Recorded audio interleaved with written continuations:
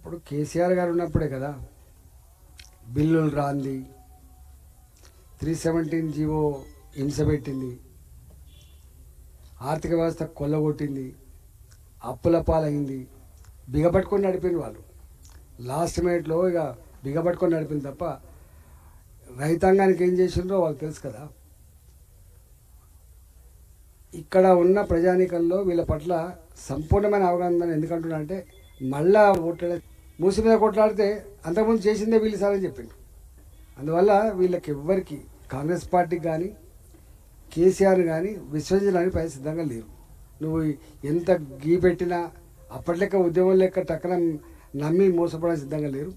ఇవాళ ప్రజలు నమ్ముతుందే ఒకటి, మంచికైనా చెడుకైనా రేపు మంచిగా డెవలప్ కావాలంటే బీజేపీ రావాలని కోరుతుంది. ఇప్పుడు ఇంతెందుకు రూరల్ ఏరియా ఉంది, ఏమన్నా చెప్పినా ఇవాళ కేంద్ర ప్రభుత్వ సపోర్ట్ కనుక లేకపోతే ఈ ఊళ్ళల్లో పెరిగే పచ్చడి చెట్టు కావచ్చు, పారే మురికి కాలువ కావచ్చు, నడుస్తున్న సిమెంట్ రోడ్లు కావచ్చు, గ్రామ పంచాయతీ భవనాలు కావచ్చు, అంగన్వాడీ కేంద్రాలు కావచ్చు, తడి చెత్త పొడి చెత్త అని చెప్పి గొప్పగా రాసుకున్న షెడ్లు కావచ్చు, చివరికి మనిషి మరణించిన తర్వాత పెట్టేటువంటి శ్మశాన వాటిక కావచ్చు, గ్రామ పంచాయతీలో పనిచేసే సిబ్బందికి ఇచ్చే జీతభత్యాలు కూడా కావచ్చు. ఇవన్నీ కేంద్ర ప్రభుత్వం ధర.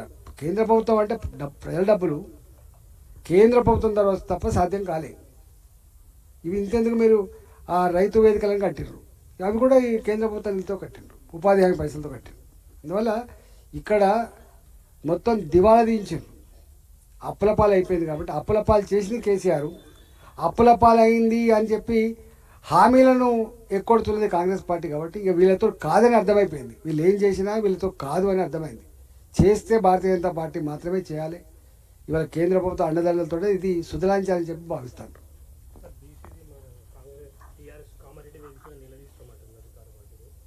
ఎవరు ఎవరు నిలదీస్తారు? బీఆర్ఎస్ నిలదీస్తారు. నేను ఎక్కడి నుంచి వచ్చిందే?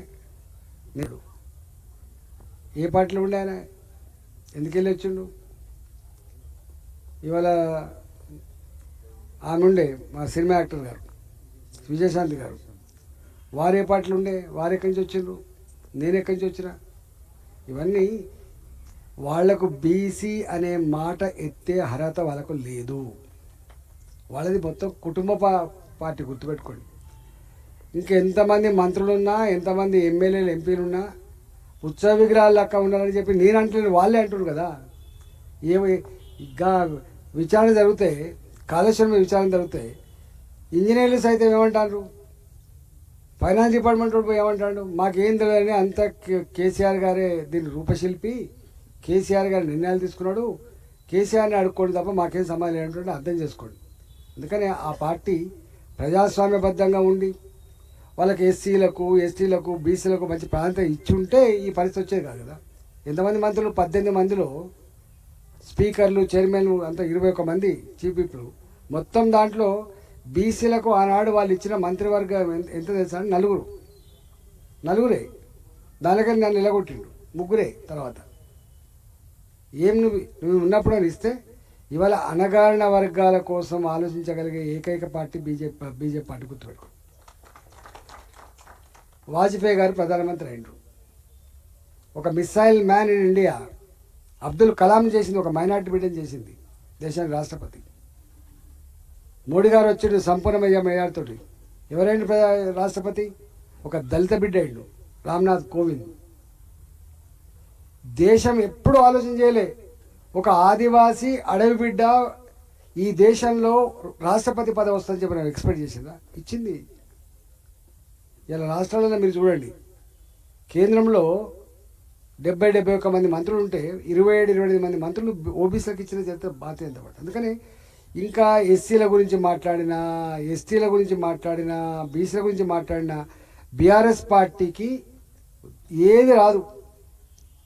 ఇది ఉత్తమాటలు అనే భావన ఉంటుంది, గుర్తుపెట్టుకోండి. ఇంతకు మందకృష్ణ మాదిగా ఉన్నాడు, 40 ఏళ్ళు కొట్లాడిండు, 30 ఏళ్ళుగా కొట్లాడిండు అని ఒకటే ఆశయం కోసం. కానీ 30 ఏళ్ళుగా ప్రజాక్షేత్రంలో ఒక ఆశయం కోసం కొట్లాడుతున్న సంస్థ ఏ పార్టీ ఆదరించలే. చివరికి ఇది మంచిది కాదు సమాజానికి అని చెప్పి మళ్ళీ మోడీ గారు ఇక్కడికి వచ్చి మళ్ళీ ఆదుకొని ఏబీసీల వర్గీకరణ చేసుకోవాలని చెప్పినటువంటి పార్టీ భారతీయ జనతా పార్టీ. అందుకని దేనికి లేదు వాళ్ళకు. బీఆర్ఎస్ పార్టీకి వీళ్ళ పట్ల మాట్లాడే నైతిక హక్కు వాళ్ళకు లేదు.